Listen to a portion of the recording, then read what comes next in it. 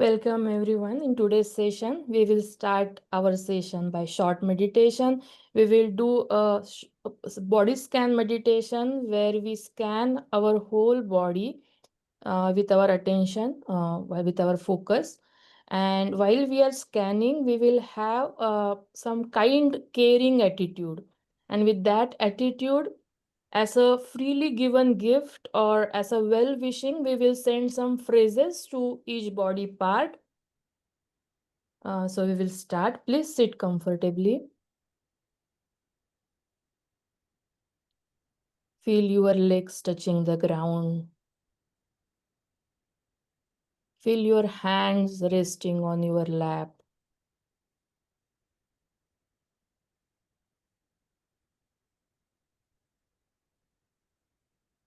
You can gently close your eyes.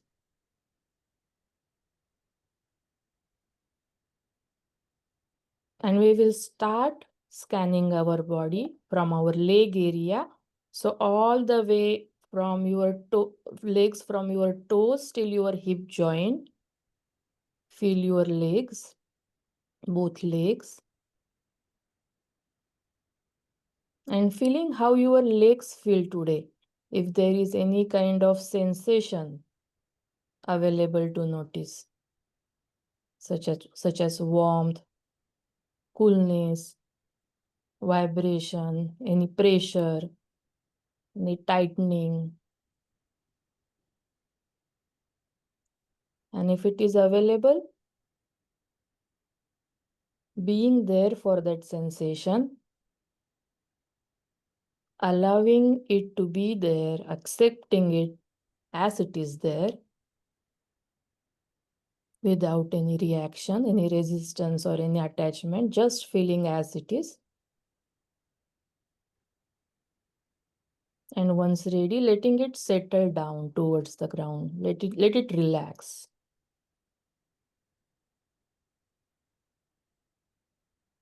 Scanning your both legs.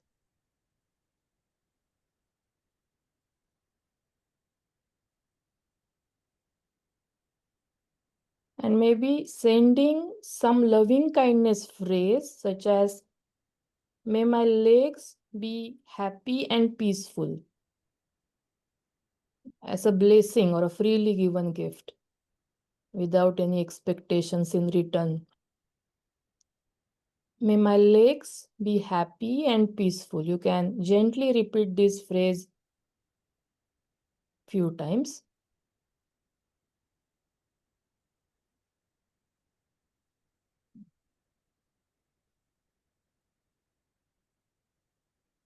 With that, those legs, the cells present in the legs, they are happy that we are aware of them. We are sending them well wishes. They are absorbing it with the intention as a blessings or freely given gift. And we move our attention up towards your torso area, from hip joint till shoulder joint.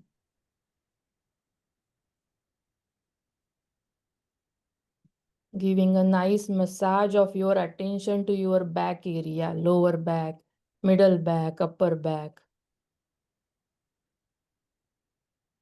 Feeling any sensations if they are available. If there is no sensations, that is perfectly fine too. Letting your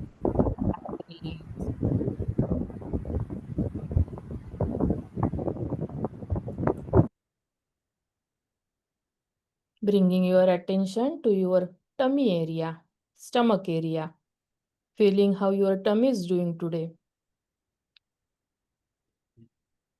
And gently softening your tummy area, relaxing it.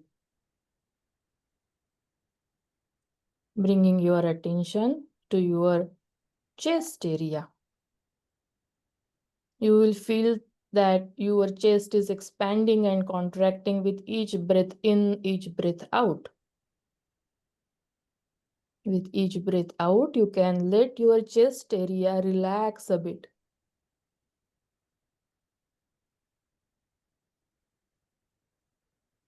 Relaxing your shoulder area. Feeling your both hands. If there is any tension, any holding, any pressure, being there for that sensation, allowing it as it is in your caring presence.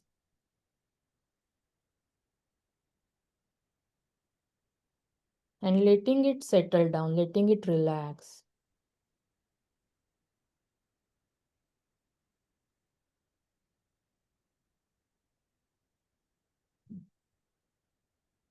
And we'll send loving kindness phrase as a freely given gift to our torso and hand. May my torso and hands be healthy and strong. Can gently repeat this phrase. May my torso and hand be healthy and strong.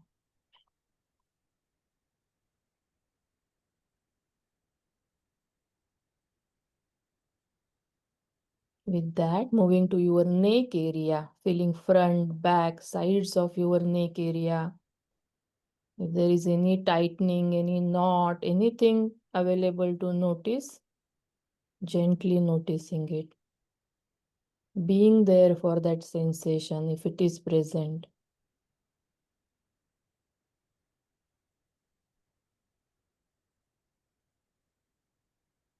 And letting it settle down, relax. Moving up to your face area, relaxing your jaw,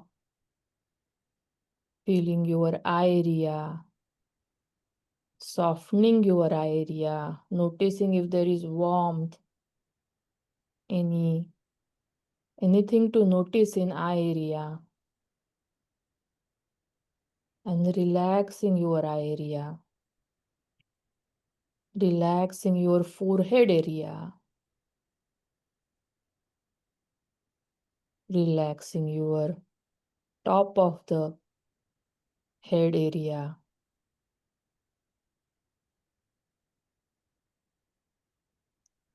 And sending well wishes for our head area. May my head be safe. May my head be safe.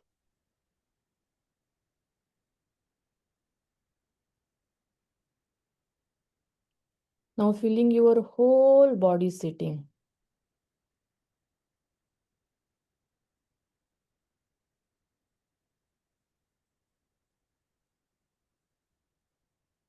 Feeling your whole body sitting, you can send some well-wishing to yourself. May I be happy and peaceful. May I be happy and peaceful.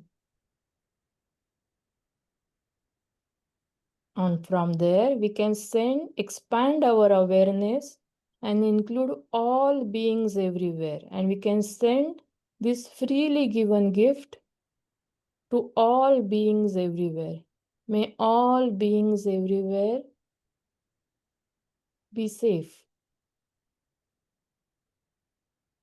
May all beings everywhere be safe.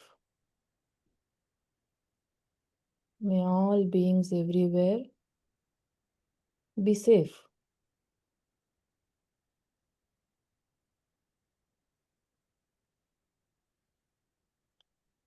Slowly bringing attention to your body, making some movements, and gently opening your eyes once ready.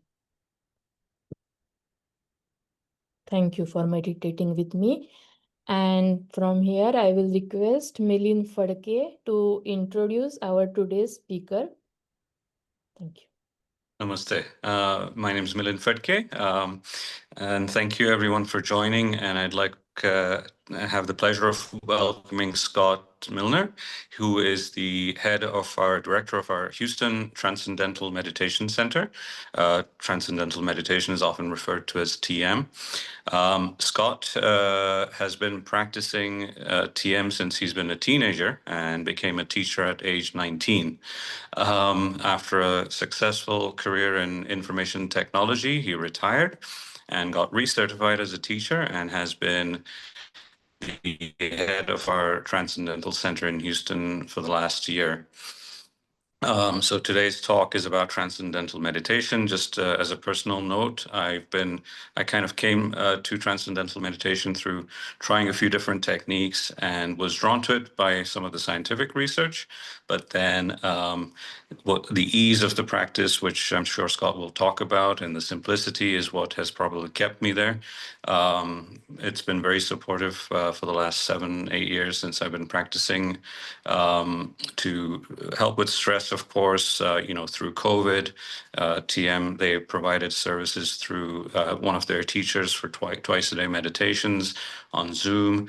So all of this has been helpful. My whole family now practices, through high school, and all of the stresses of that has been helpful for my children.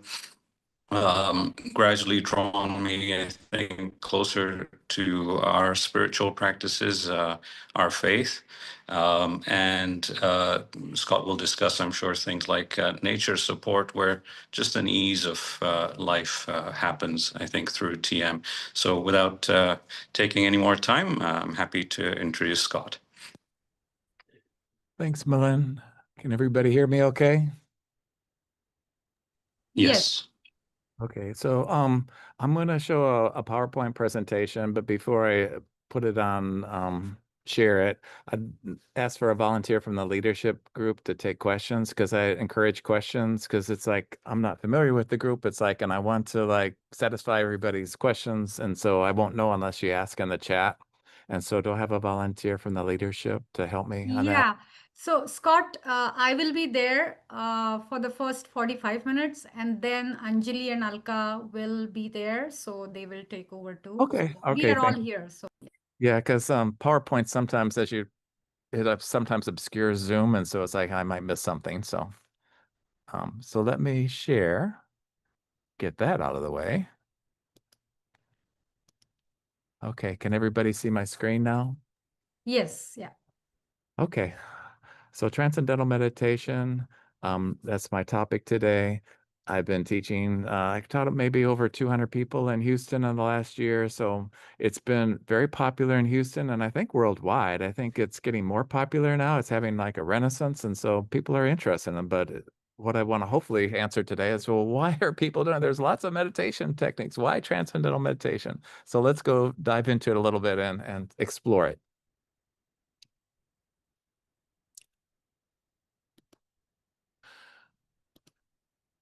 Okay, so first of all, like Muellner was saying, it's easy to learn. Nobody fails the course in transcendental meditation. It's simple and it's natural. And so that's one attraction, because a lot of people come to learn transcendental meditation because they're stressed out. The world is just a little crazy today. And it's like they just need a little time to themselves to like revigorate, get that relaxation, get that rest that they need, so that they can carry on. They don't need something that's difficult, because a lot of people come to me and they've already been practicing other types of meditation that involve some concentration or something like that. And they said, this just isn't working for me. It's not satisfying. Transcendental meditation's easy to practice and effortless. And then I ask students when they come to learn, I says, okay, well, it's one thing to learn meditation, but this is a long-term meditation practice. We practice it 20 minutes twice a day, and have the intention of at least trying it for 3 months, twice a day. And then most people start to see results after 3 months.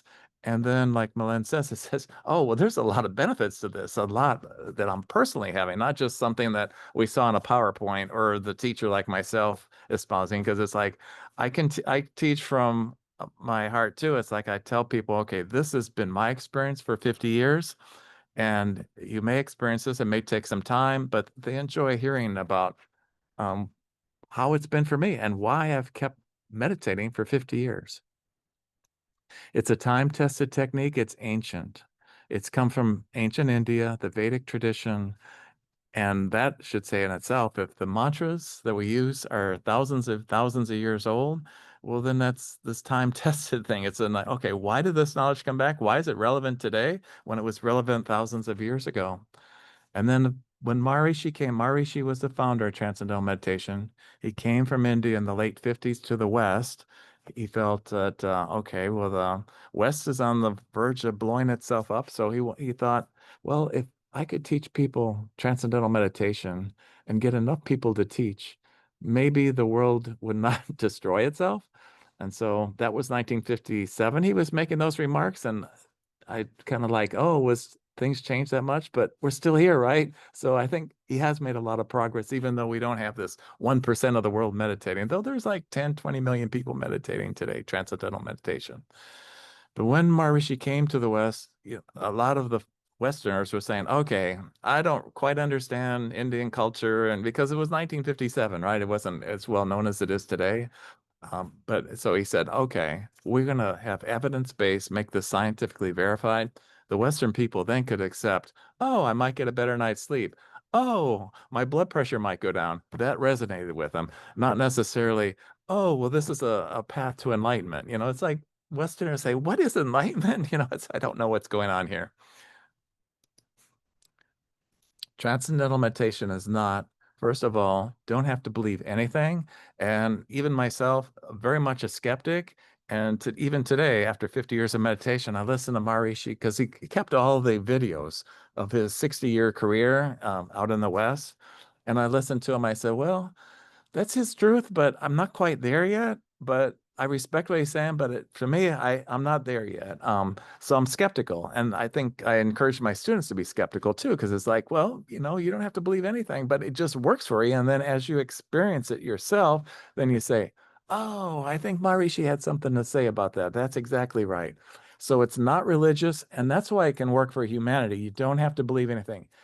Yes, Maharishi was definitely a Hindu, but he did do a commentary on the Bhagavad Gita, which is brilliant, but it's for all of humanity with the transcendental meditation. All religions, people from all of Houston, I have every religion come, but it doesn't conflict with their religion. In fact, it can enhance their religion, as I think Muellner was saying something that too. It just makes the experience a little bit more deeper, including myself. I was born a Christian. You're kind of like born into your faith anyhow. But for me, it's like, okay, when I go to church now, it's like, oh, that's what the Holy Communion's about. It's a little bit richer experience because I've got that sensitivity a little bit more of the divine, if you will. And anyhow, so it makes it a very interesting experience, where before it's just like something out of a book or something in a religious experience, but it is real. So then it's not a philosophy either, because everybody's got a belief system, right? And so it's like, we're not going to be challenging anybody's beliefs, because that gets us nowhere. It's more like, okay, this is a simple tool. It'll help you relax. It'll help you get deeper to know yourself. And then, oh, by the way, there might be something called self-realization, but there might be something called pure consciousness. There may be something like cosmic consciousness, but it's like, this is a discussion point, but it's not a philosophy, and people just accept that, and then they just go on. You don't have to change your lifestyle, belief systems, anything like that. And that's why it kind of works for all parts of the globe right now, because it's not restrictive that way. And number 4, I like that one, does not require concentration, because a lot of people come to transcendental meditation because they're doing meditation techniques that require some concentration, and it gives them a headache or it's not enjoyable. Transcendental meditation is made to be enjoyable. And that's what keeps people in that's what gets people in the habit. But incidentally, then it has all these amazing benefits along the way.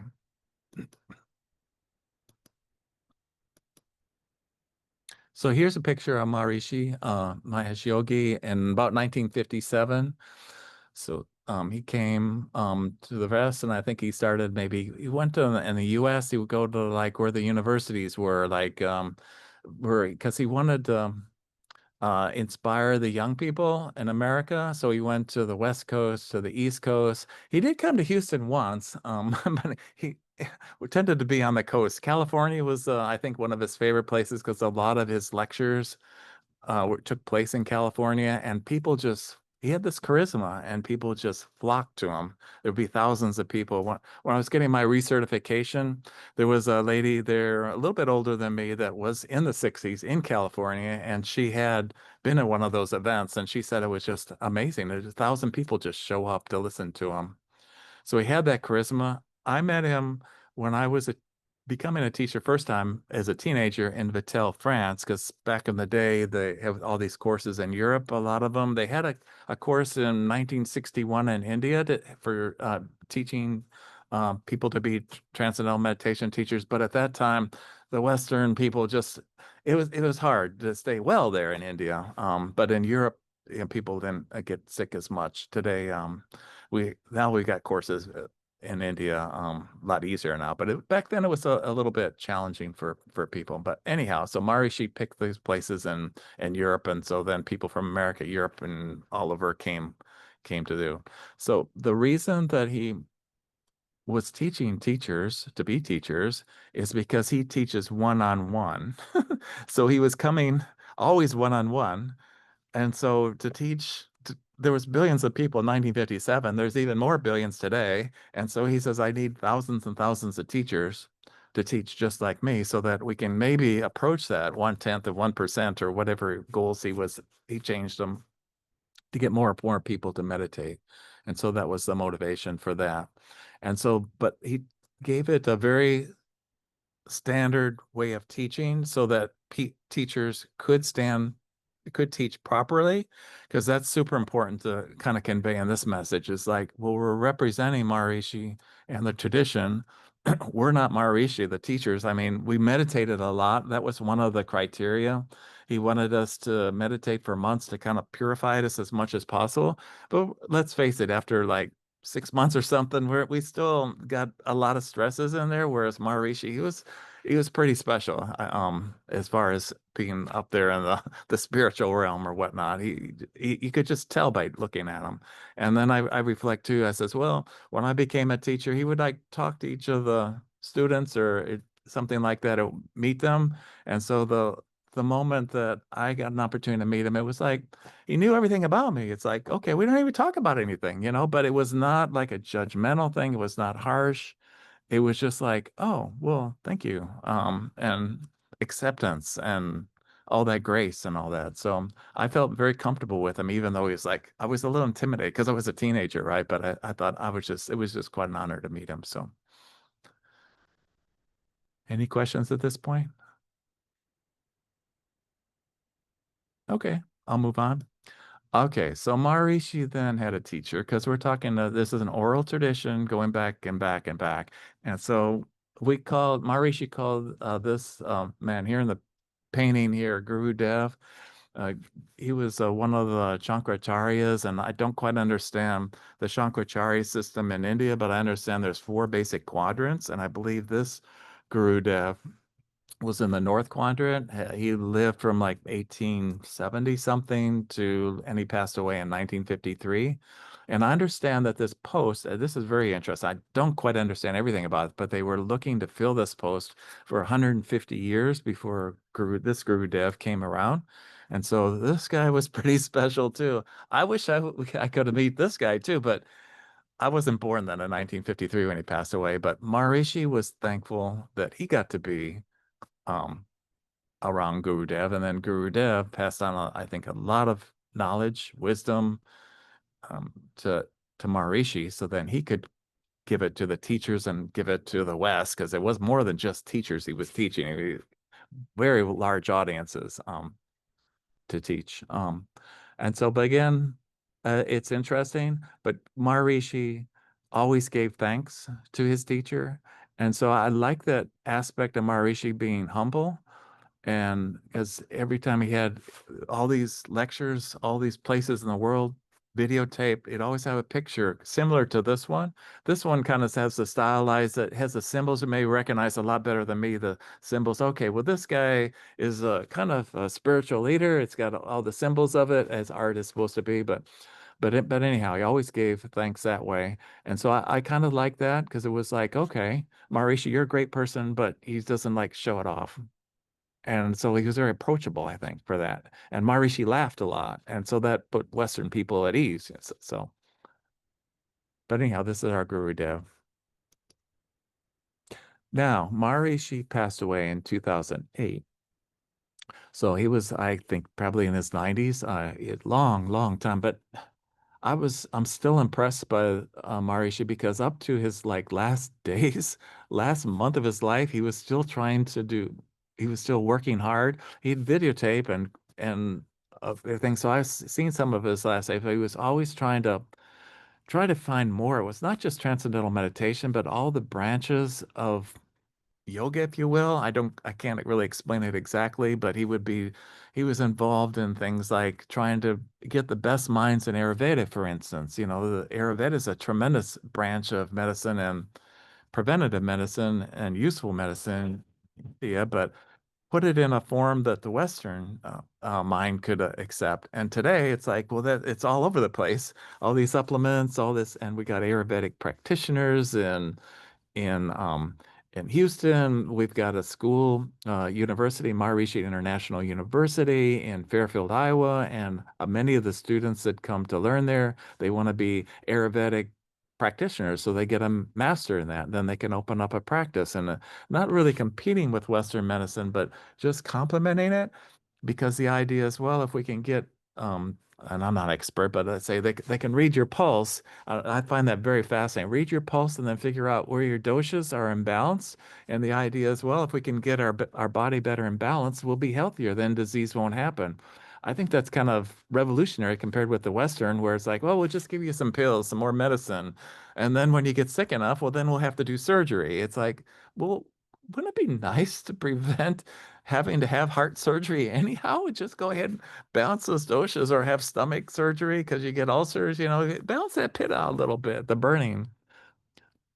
So that's one thing. Maharishi also did like Jyotish, the science of prediction. And so he got the best minds in India, the long generations of people that do the Jyotish, which is interesting, useful work. And then there's like what Dr. Nader was focusing on. He was a medical doctor and he was in Lebanon when there was war going on in the 70s. And so then what he found was he was put in a difficult situation because he was a teenager too, but had been asked to practice medicine before he had his medical degree. But in a war-torn situation, you do everybody helps trying to save lives as much as possible. But so Dr. Nader had a very serious kind of childhood, but he was quite shook up by it as anybody would be. But somehow he found Maharishi, learned to meditate, and then the village he was in, uh, they all kind of started meditating, not everybody, but enough to the point where the war just stopped in his village. It's kind of a nice story because, the people, this coherence that we're talking about, Maharishi was talking about all these decades. Like if you get a group of people meditating together, you'll have a positive coherence in the environment and bad things will stop happening. And so anyhow, but that inspired Dr. Nader to go ahead, spend some time with Maharishi. But by the way, then he went to Harvard and got his MD degree, went to MIT, got his PhD in psychiatry. And so then he did something quite groundbreaking in Maharishi's mind, that he kind of looked in the human body and then he started saying, well, there's similarities in the form and structure of the human body that fit the laws of nature. And so he's got a whole big book about it. I can't really speak in detail about it, but it very much impressed Maharishi because he said, oh, well, we got all the laws of nature in our human body represented here. And so he said, oh, this is my successor because this is really totally revolutionary. Anybody had done it before.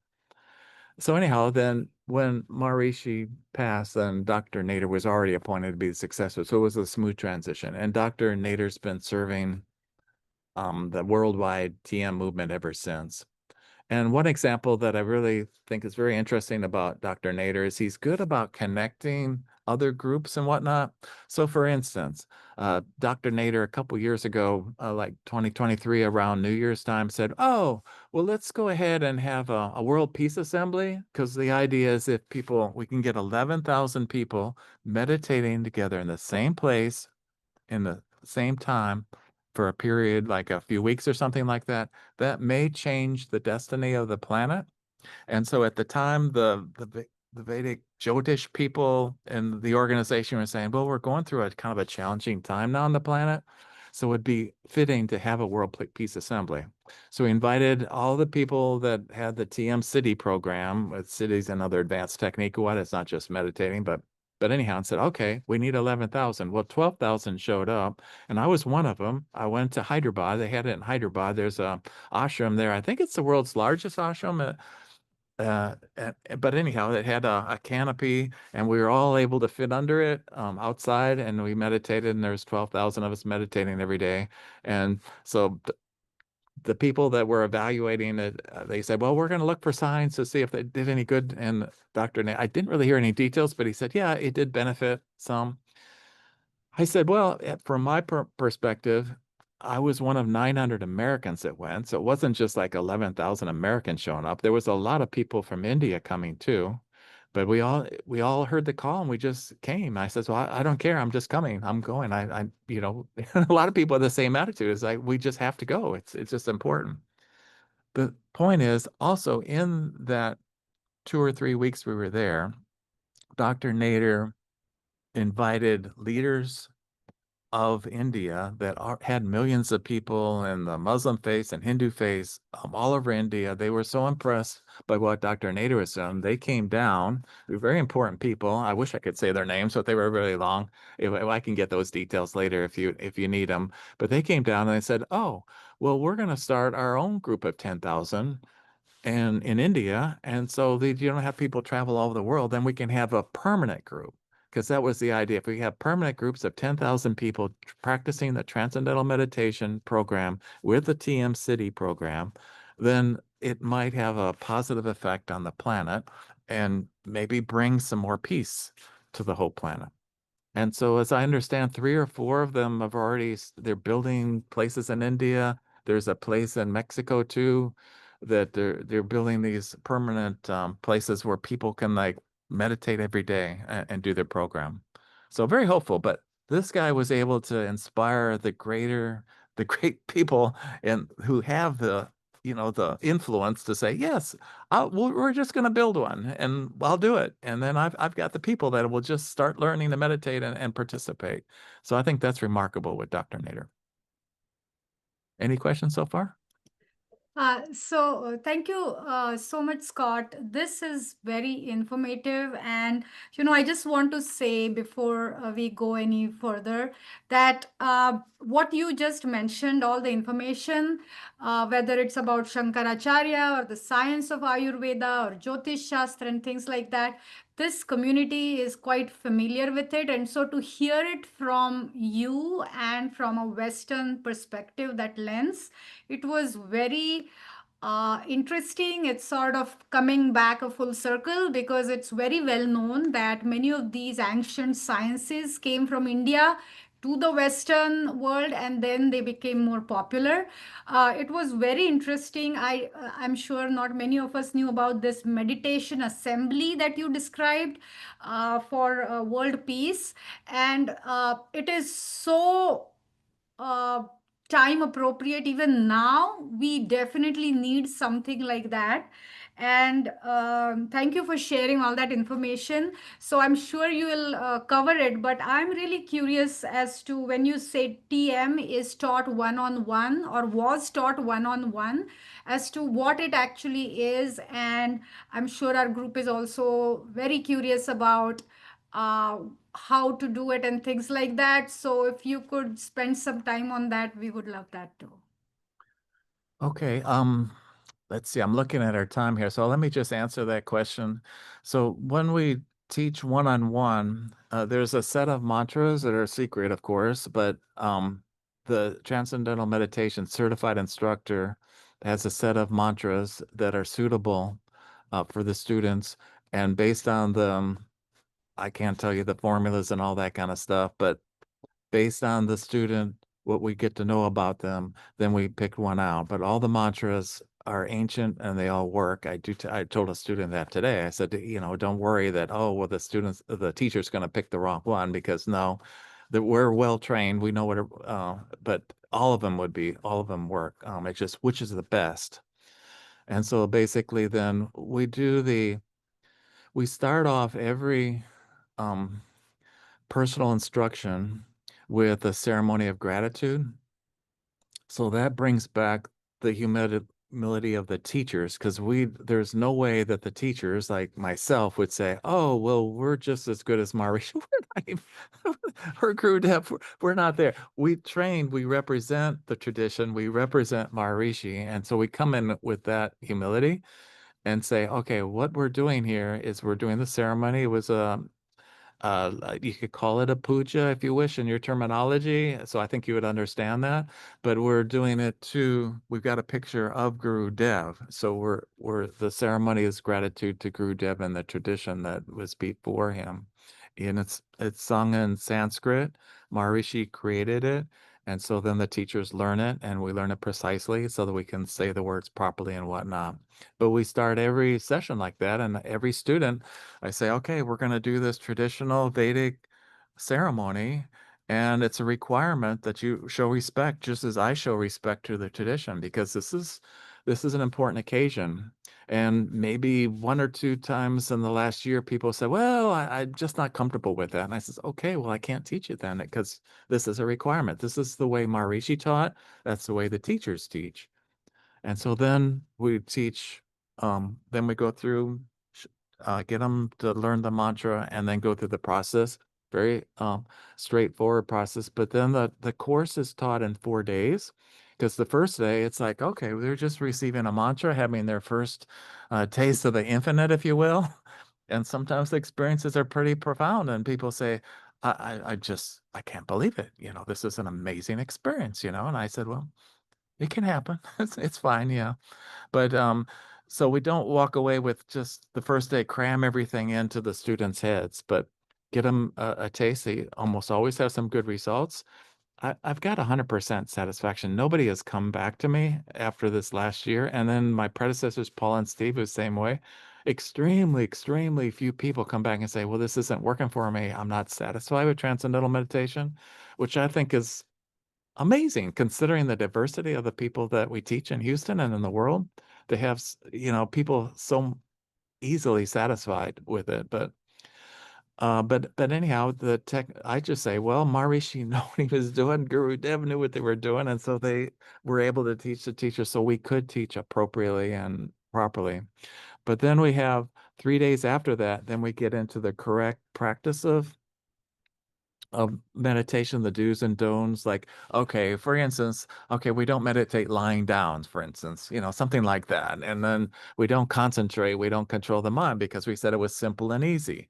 And so that's the first day. And then the second day, we talk about the connection between the mind and the body, because they are together. We are together. And then people say, well, I have a lot of thoughts in my meditation. Well, thoughts are a part of meditation, right? So it's just like we try to get into that aspect and say, it's okay that you just kind of relax, let the mantra do its work, because the mantra is designed to transcend, that automatic transcending, where it just takes the mind to the more charming parts of the mind, the way Maharishi always used to say. And I said, what is that? And I said, well, did you feel some relaxation? Yes. Pleasantness? Yes. Happiness? Yes. That's all within all of us, right? But when we're in the busy of the day, we don't always feel that. And the whole idea of meditating is, over time, the meditation then will come out in activity. We meditate for activity, not because we want to have the most blissful experience in meditation, though we could, and we do over time, absolutely. But it's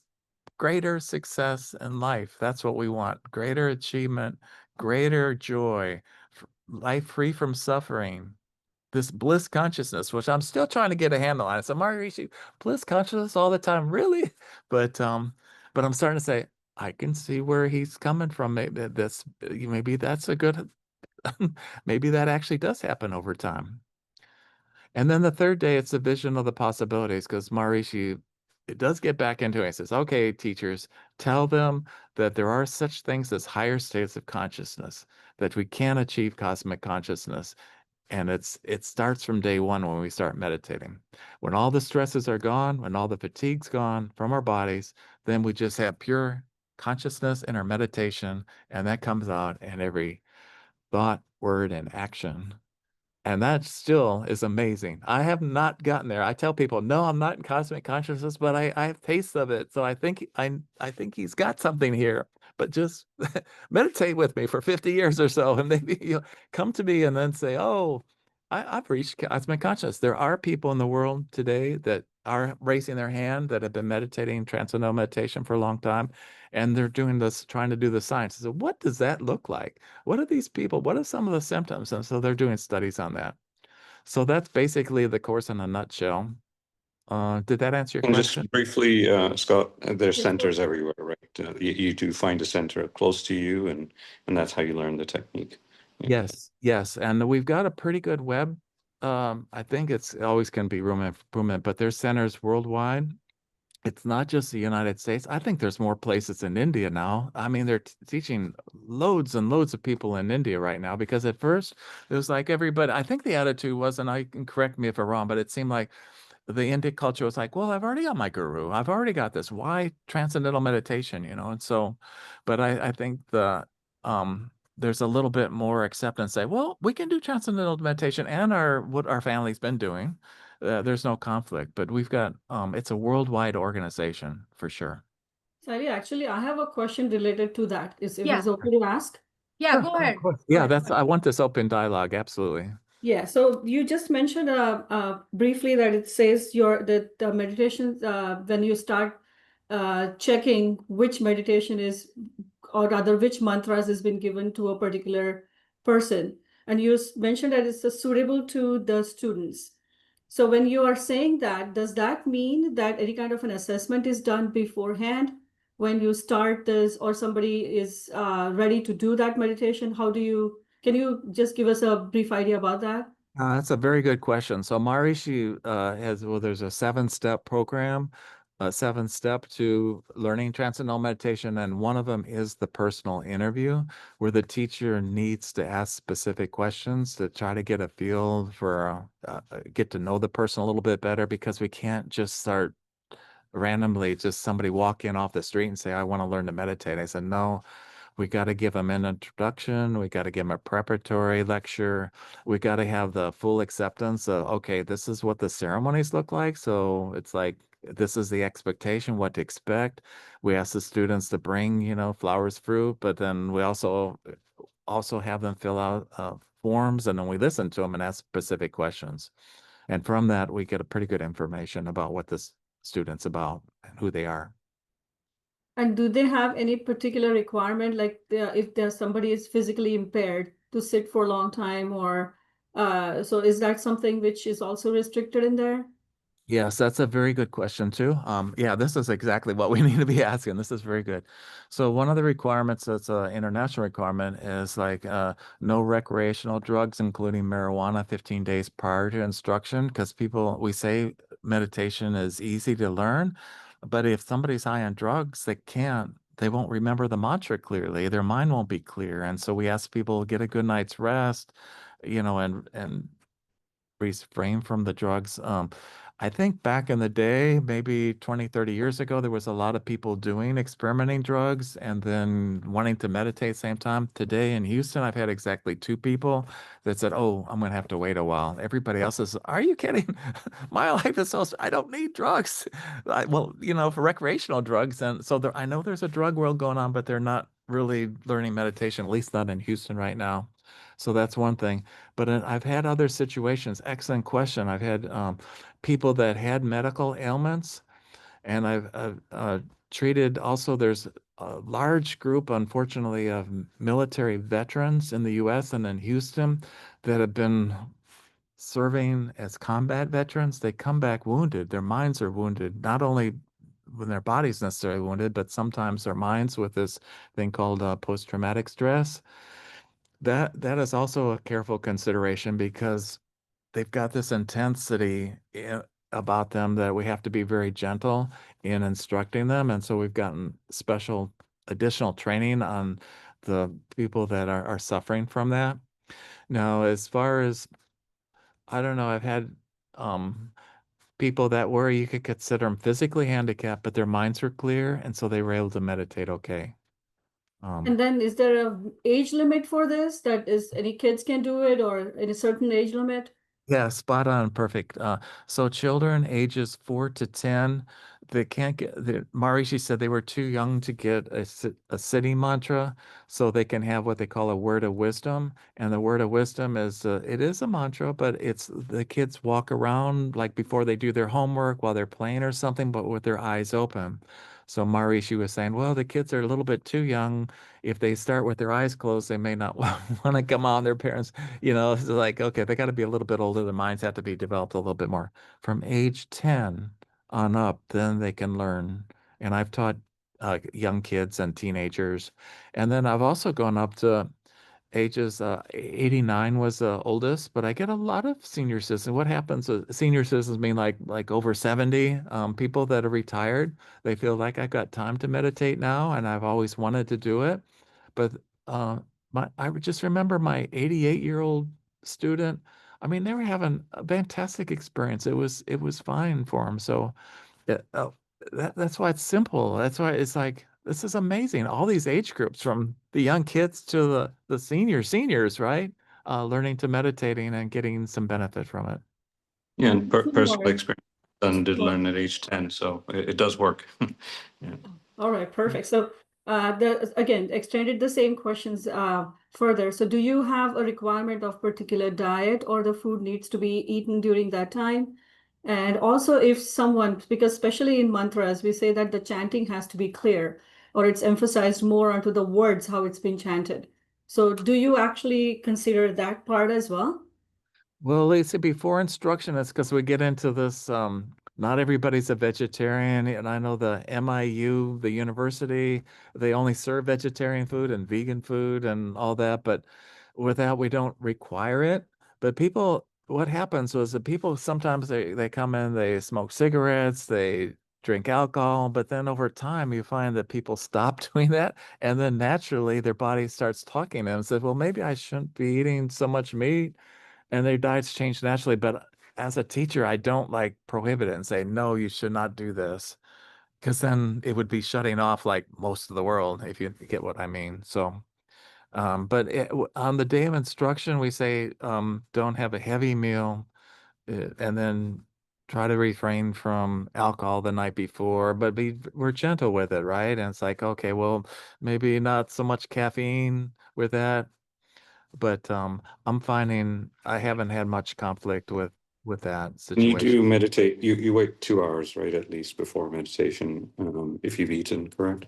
That's Yeah. the ideal. Yeah, that's the ideal. Though we get in this crazy world, I like trying to get people to just meditate twice a day. Sometimes they have to like bend that rule a little bit. But I said this: we tell them the ideals, but then say, you may not be able to do that at all times, but I still want you to meditate twice a day. And then over time, then people's lives change to the point where they can fit to the ideals. It just spontaneously happens, because we were talking about that support of nature kind of thing. And how about the mantra chantings? As I asked, if Mantra. the words are not clearly chanted, is there any particular rule about that? Well, the mantras are silent after instruction. We say people don't ever share your mantra, don't say it out loud. I've had students call me and says, oh, the day after the day they were taught, and they call me and they say, my mantra is thus, thus, thus. I said, don't say anything like that over the phone. We have a special procedure for that. We whisper it, right? But I don't get really mad, because I tell them that, but then they forget. They're excited, something like that. So it's all silent after the instruction. And then it's got that stickiness. It's like people learned to meditate 30 some years ago in Houston. And they say, well, I've been meditated for 10 years. And I asked them, well, do you remember your mantra? And he said, of course, we never forget your mantra. And it's like, how is that? How is that? You can it's a meaningless word. It's a Sanskrit word. It's like, and you can remember it. So it's pretty powerful to remember. Very few people say, I totally forgot my mantra. they come to me. So it's so interesting again, Scott, as I said. So we grew up with the word Guru Mantra. Okay, so everybody in this group knows what is a Guru Mantra. And I think what you are describing is exactly that. It is a mantra one gets from one's guru. It is supposed to be a secret. It is supposed to be, chanted in a particular way, certain times of the day, and in times of crisis or when you really need help. And also, it once people, someone says, oh, he or she has got a guru mantra, means naturally they have sattvic life habits, right? They're not drinking, doing drugs, or doing bad things, because they have a guru who gave them a mantra. So this all fits in very nicely with that concept. So I thought I'll mention it here because I think almost everybody in this group knows what is a guru mantra. So exactly that's what you're talking about. Thank Yep. you. Thank you for that perspective, because then that kind of explains why a lot of Indian people say, well, I don't need to learn transcendental meditation because I've already got my own mantra. And that's exactly what you're saying. And I'm fine with that. It's okay. No conflict. There are quite a few interesting questions. One thing is, how long is the transcendental meditation session? And you can talk about that because it's individual, right? It depends on the individual, if I'm not correct, but you can answer that. And also, if you can share your personal experience with TM over the Okay. period of time. Yeah. Okay, sure. Okay, so generally adults, 20 minutes twice a day to start. The teenagers, it's like, okay, we then say their age, though if they're like 12 years old, well, then we say, well, you meditate twice a day for 12 minutes if you're, and then when you're 13, it goes up to 13, that kind of thing. But some of the older teenagers, particularly if they're going to meditate with their families, then I said, you can meditate 20 minutes twice a day. What happens though is there's an opportunity to get advanced techniques later in the practice if people choose. And then the meditation time can get lengthened. But the people don't have to learn advanced techniques if they don't. But what Maharishi says is, well, the advanced techniques kind of accelerate the process, the growth towards cosmic consciousness, if you will, to higher states of consciousness, to get into a higher gear. And so some people will say, well, okay, have they got a taste of it? And I said, well, I want to do that. And so then they just come, and I'll offer classes in Houston about every 4 months or something. I can't teach advanced techniques. These are like handpicked, the cream of the cream, if you will, in the organization. Maharishi always handpicked the advanced teachers when he was with us. And so a lot of those teachers still prevail. So then the time can get a little bit longer.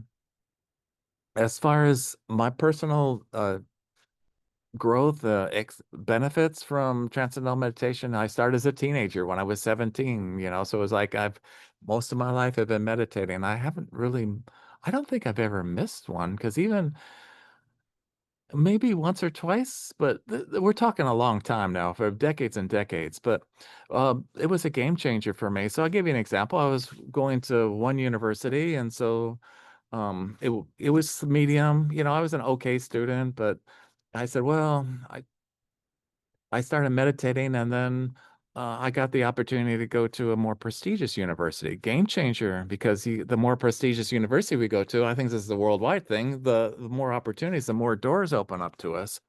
And I said, well, I was interested in math and science. I could never be an engineer, but boom, I got accepted to an engineering program, which is a big deal for me, personally. And I'm not way up there rocket science or anything like that, but for me, it was really big. And I always kind of say, well, don't compare yourself with other people. Compare yourself with yourself. You want to be your best.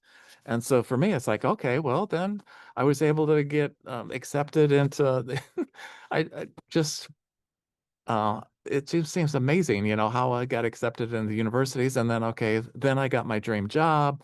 Then I got into IT consulting, and it just kind of flowed in. There was like these opportunities just opened for me. It wasn't like I had to even try, but it was like my stretch, because I was all of a sudden I was in Accenture, for instance. It's like one of the top IT consulting, where I spent 20 some years outsourcing, where we were taking jobs from US.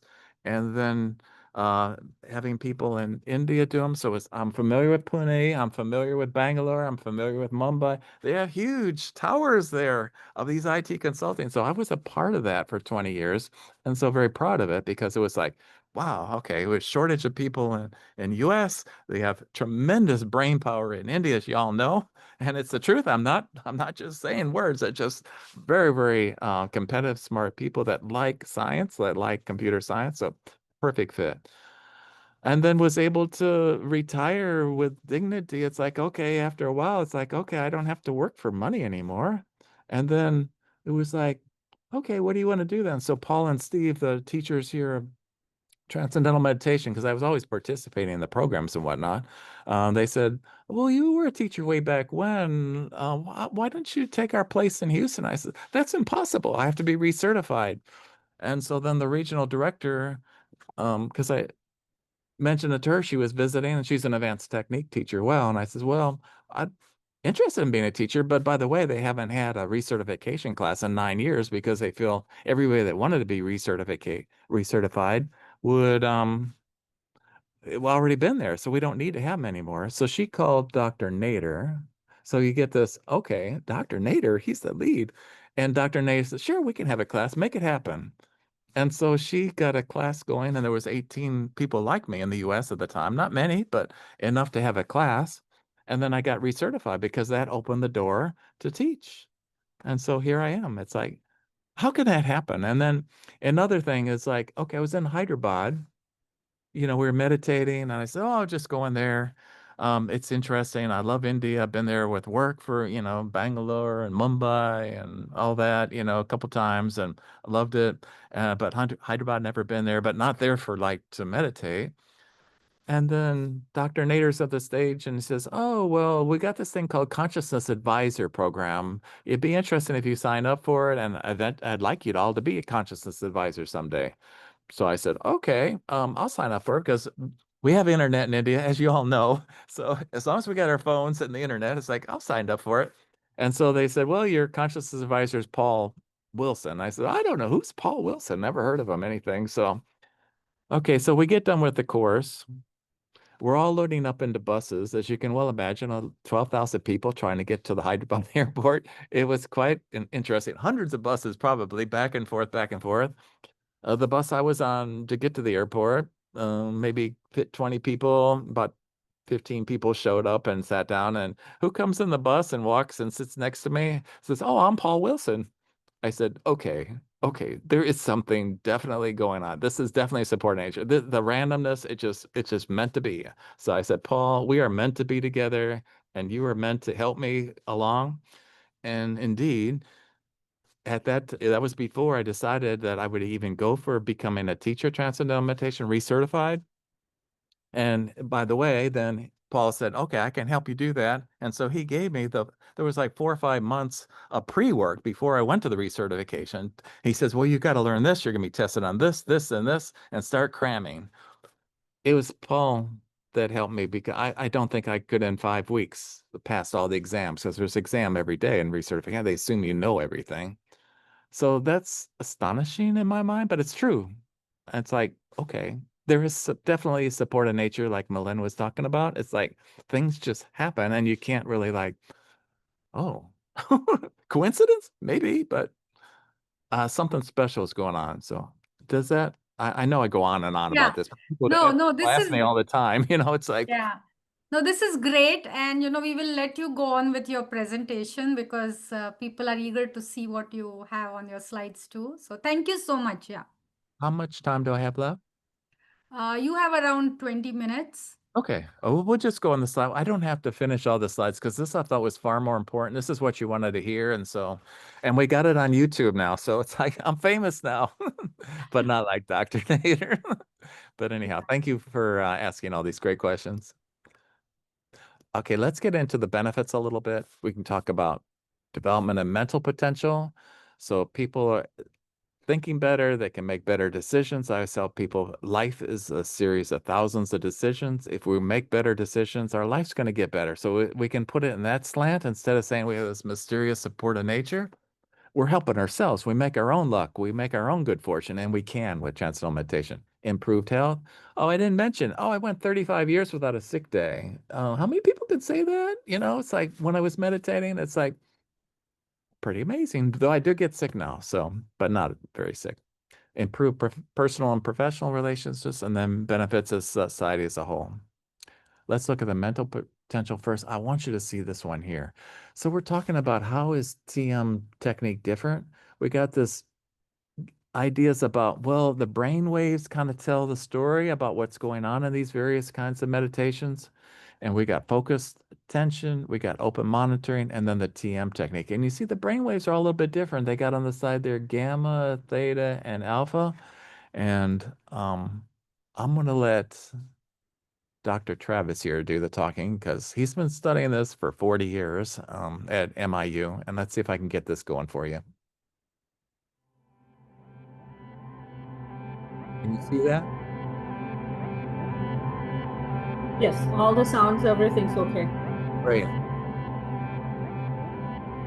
Let's explore the brainwave signatures of meditation practices. This is possible because meditations have different procedures. And depending on the procedure you're using, that brainwave frequency will be seen. So if the procedure of meditation involves focusing the mind, maybe focusing on the breath, what you see is a brainwave signature of keeping the mind focused. It's called gamma, is the name. It's a very fast brainwave. It goes up and down 20 to 50 times per second. Gamma is seen in any situation where you're focusing.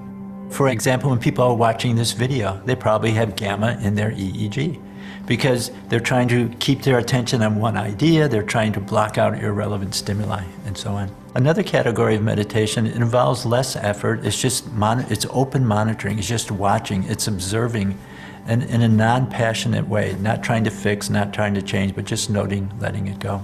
This procedure, open monitoring, involves theta EEG between 5 and 8 cycles per second. And it's seen whenever you're just watching, you're just observing, you're just attending to the ongoing internal mental processing. The third category is the process of transcending.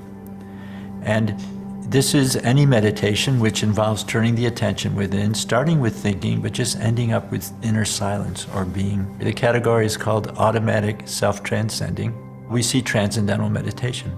And in this category, what we see is alpha 1 EEG, 8 to 10 cycles per second. It's the EEG of the brain just humming to itself, being awake without any doing. The first two meditation categories, what they do is they train your mind to think and cope and act in a specific way. You're as if using the mind in a different way, to focus the mind or to just be following ongoing mental activity. Third category, transcendental meditation, doesn't teach your mind to use your mind in a different way, but rather it expands consciousness itself, expands awareness. Meditations and focused attention, open monitoring are like learning how to use a knife. The knife is a tool, the mind is a tool. You're learning how to use it in different ways. TM, transcending, is like sharpening the knife. You're not actually learning how to do anything new, but what you're doing is you're preparing the mind for every subsequent experience. The range of research on TM involves many individual studies, for instance, looking at the stress response. One thing we find, which is very important, is your fight or flight system, that system which is activated by stress and threat, that's reset during TM. This has its benefits in a very broad range in terms of chronic diseases. High blood pressure is one of the 3 major killers. And so transcendental meditation is found to reduce high blood pressure. It's found to restore the body chemistry. This is seen in terms of meta-analyses of anxiety. What is the effect of transcending on anxiety using standardized anxiety scales? And what comes up is the process of transcending, allowing the mind to go to inner silence, the stable sense of who you are. Bringing that into activity, the anxiety you experience in your activity is decreased. So there's a rich range of research which is there.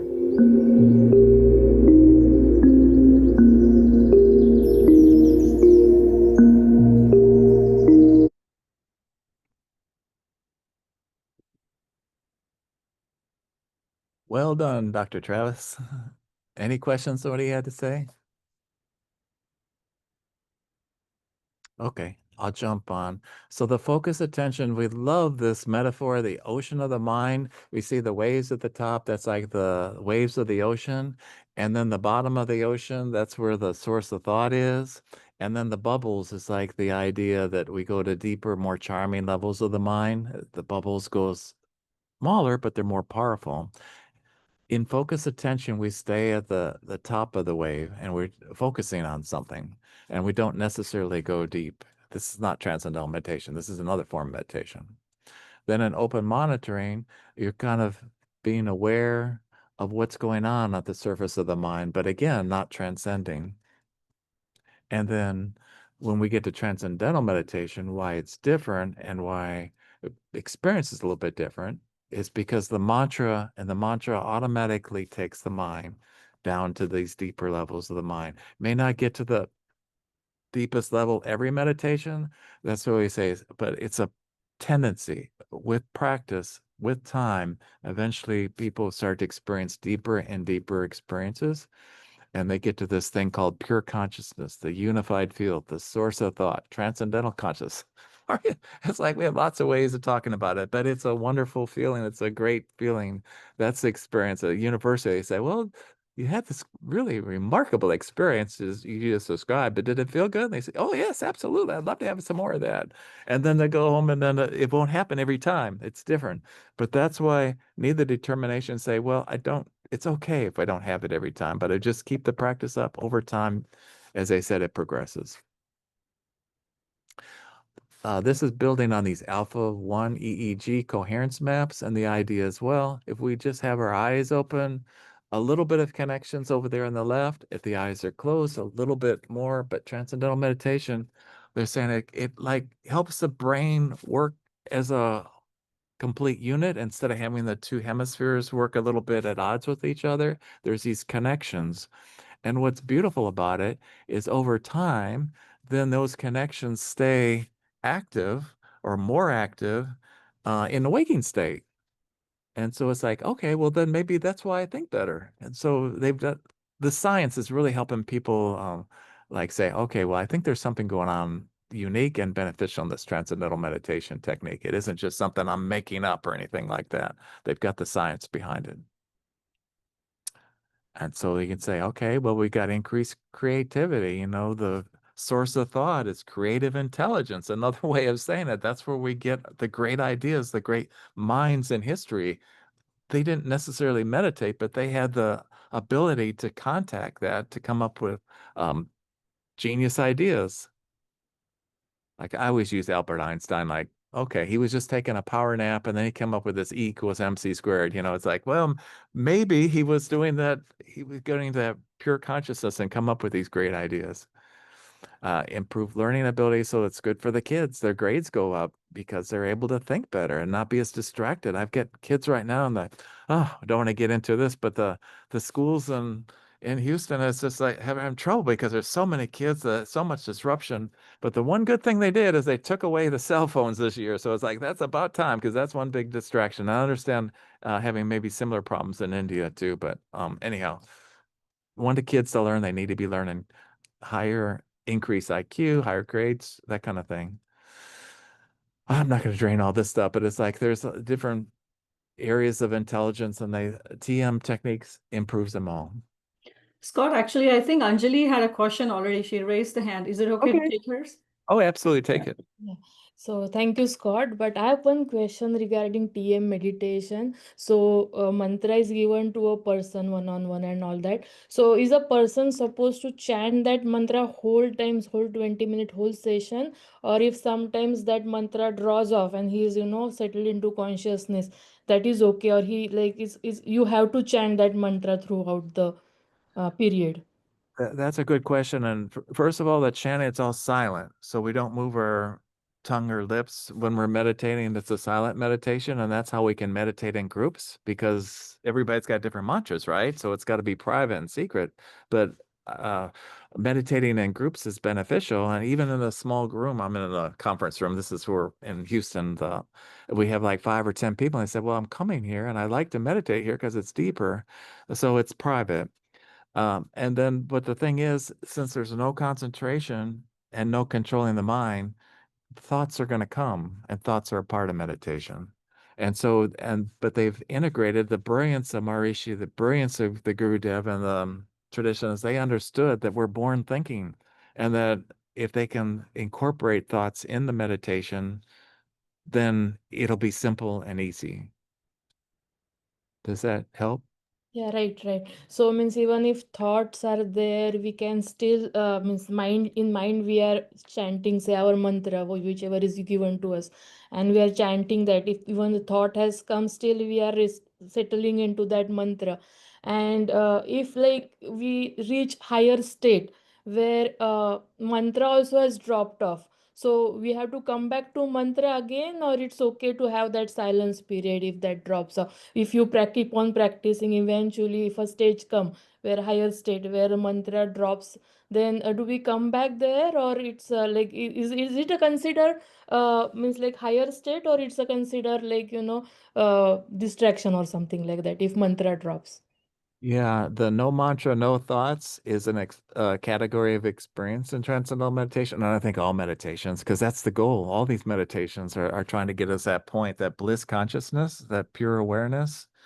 And so it's like what people sometimes very soon after they learn, they may experience it for just a small amount of time, but they say, this is amazing.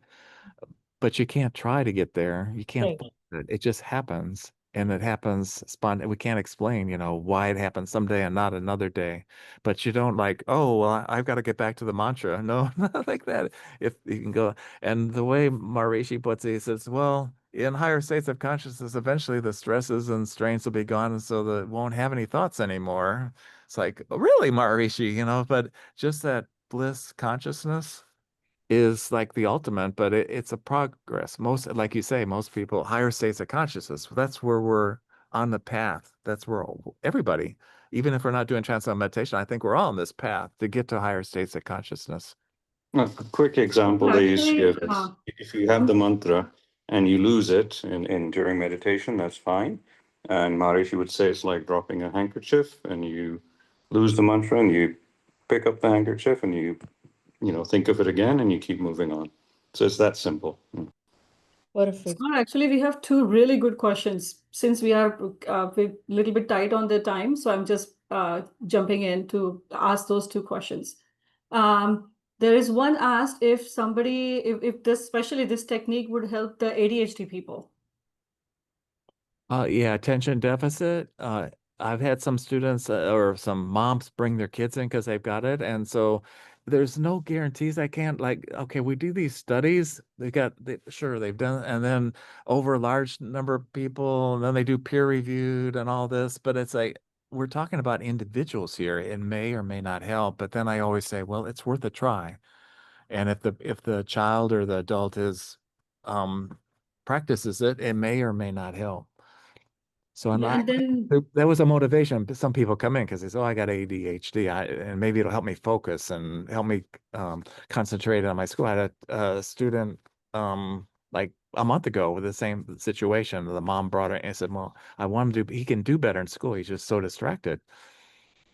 Yeah, and there is another really good question because that came in, I'm sure, others' minds as well. It was asked that in TM, as one progresses, do the teacher change the mantra or it remains the same? So according to your progress, or according to your whatever is the elements going on, or it's more like a matching to your current state. That's what it's been done. Yes, and so that's an excellent question. And so we ask that the mantras, once they're given by the teacher, whoever they are, that's the mantra. I still got the mantra that I had when I was 17, but then I went and said, well, I want all the advanced, I have to have, as a teacher, you have to have all the advanced techniques, but I just wanted them. And so I've got all these advanced, so it's just like I got my first one, but then I got all this other stuff as well. And then I've had students like, okay, let's say that a student was trained or taught a form of transcendental meditation from a teacher that was no longer certified, well, the organization kind of like, okay, we don't know what you're taught. So if you want to like get an advanced technique or something, you're going to have to be taught by or retaught by a certified teacher.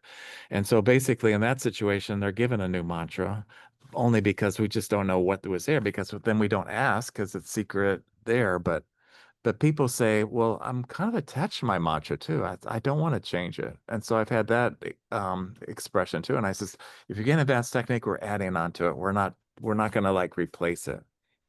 Because Okay. it's just like it gets into the heart, it's just like this is really a part of me now, right? Is that able to make any Yeah, sense so at this all is to anybody? yeah, so You this get is attached to it. yeah, this is exactly what you're saying about the Guru Mantra, what Siley was mentioning, that mantra, once it's given in whatever age it is, it stays with you for a lifetime. Mhm. And that's how you get that connection with that mantra, that it seems like it's your guidance, or that is something you're born with, or this is your upper it's something, there's a strong connection to that mantra. That's how the Guru Mantra works. Okay, I'm learning something today too. So thank you for sharing all that because it's giving me insight and it all makes sense now, exactly what you're saying now. Yeah, so and there was another one regarding the Guru Mantra. This was asked that for people who have Guru Mantra, but with the day-to-day stuff, we have not kept with it. For that kind of people who will never stop chanting on Guru Mantra, would TM help in any way? You mean are they trying to get them to get back to their guru mantra that they got So outside? it's basically saying that she has stopped what Guru Mantra was given to her, and if due to whatever reason they are not consistent with it, so is it possible with TM that they will get back connected to their Guru Mantra as well? I can't really say I don't have experience with it, but I would say uh, what people have experienced in different faiths said, well, when they learn transcendental meditation, it helps them with their prayer life. So I don't know if that kind of answers the question circuitously, but I haven't had experience. But I would think if they were doing transcendental meditation, maybe they would be able to get back to their guru mantra too as a separate practice, complementary. Because I suggest to people, I says, if you like a practice and you just want to do transcendental meditation, in addition, that there's no conflict. Do them both. They're complementary. Oh, okay. And Anjali, sorry, Manjari, sorry, not Manjari, Anjali, Mm. would you mind reading that question about Manjari, because I'm not getting that. Yeah. Okay, yeah. So Manjir is asking, what do we do pure? What do we do pure awareness? Please do not interpret this as skeptic question. Okay, Miss she wants to know what is pure awareness. She wants to know. I can speak for myself if you allow Sure, me. yeah, that will be fine. That will be great, Yeah. actually. So don't take it in the wrong way. Uh, I have heard about pure awareness, uh, and I have also heard that many people have not achieved it. I haven't read someone on internet that they achieved it. But suppose we get it. What do we do with it? Like, what's the benefit for me? Oh, okay. So let's see. So if we get in contact with pure awareness, then we're connected to the laws of nature, and then the pure awareness comes into our activity. And so it's like dyeing the cloth, the Maharishi always said. It's like, okay, we meditate, we put the white cloth, we're dyeing it yellow, let's say, we hang it out in the sun, and then eventually it fades a little bit, but dipping regular practice over many years, then that pure awareness then kind of shines through.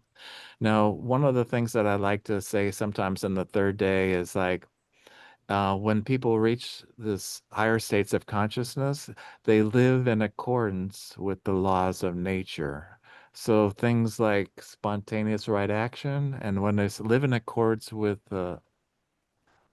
it's like, what does that mean? It's like, well, then you're living in accord with the will of God. You're doing you understand what your purpose is, and so you're connected a lot better to the universe, however that manifests in your traditions, right?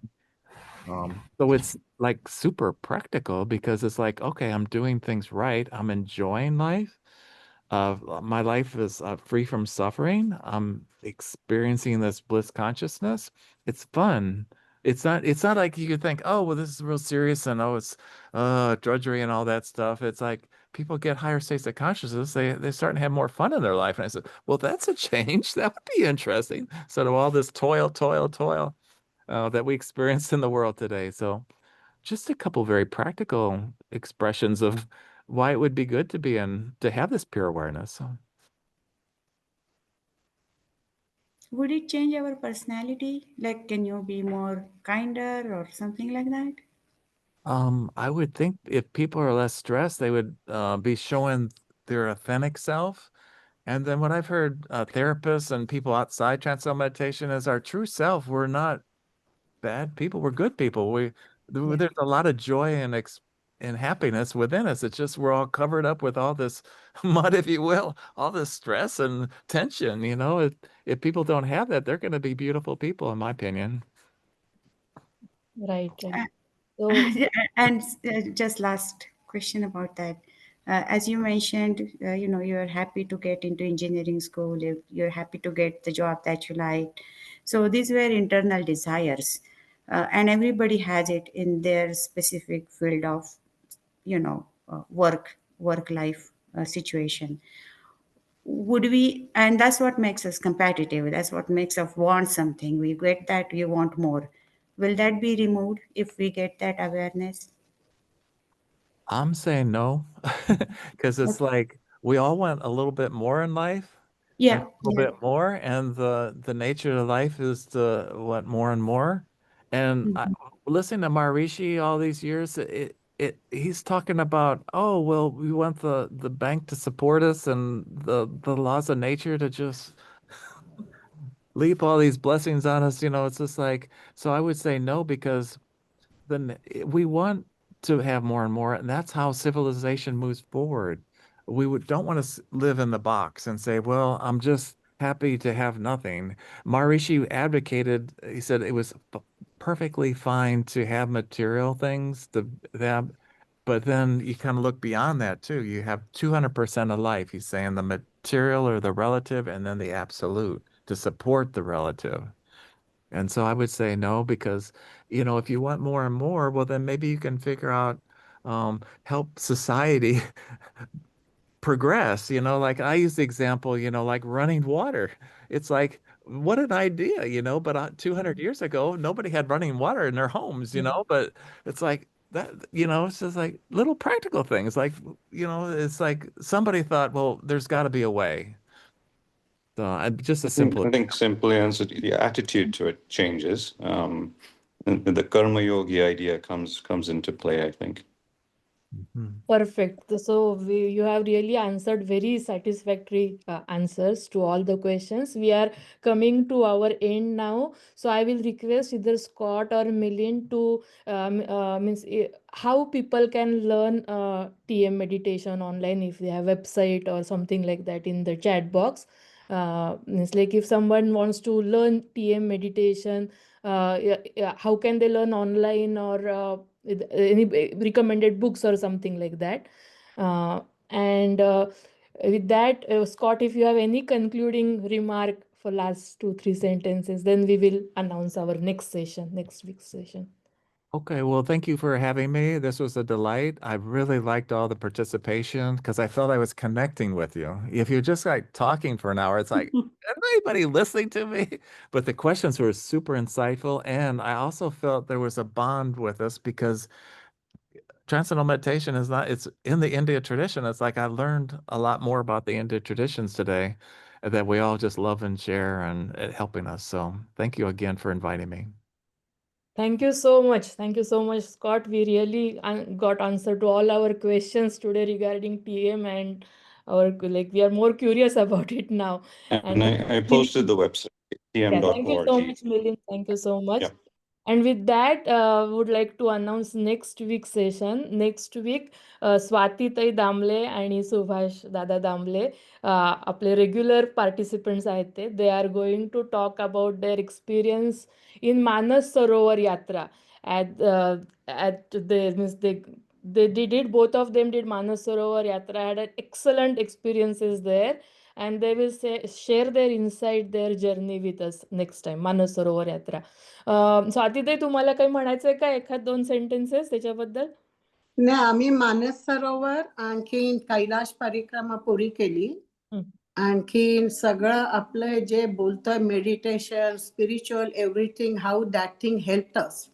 तर ते we like to share. म्हणजे आणखीन आम्ही म्हणजे कुठलं promote नाही करत आहोत, पण आमचा एक्सपिरियन्स. बरोबर. So Swatitai, please also mention your age, both of your ages. At what age did you finish this? Yeah, 75 and 80.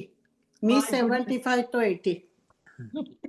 That is really So age is never a limit for anything. Yes. So see you all next Sunday, same time 11 o'clock. Thank you so much for participating with us today. Thank you. Thank you again. Thank you.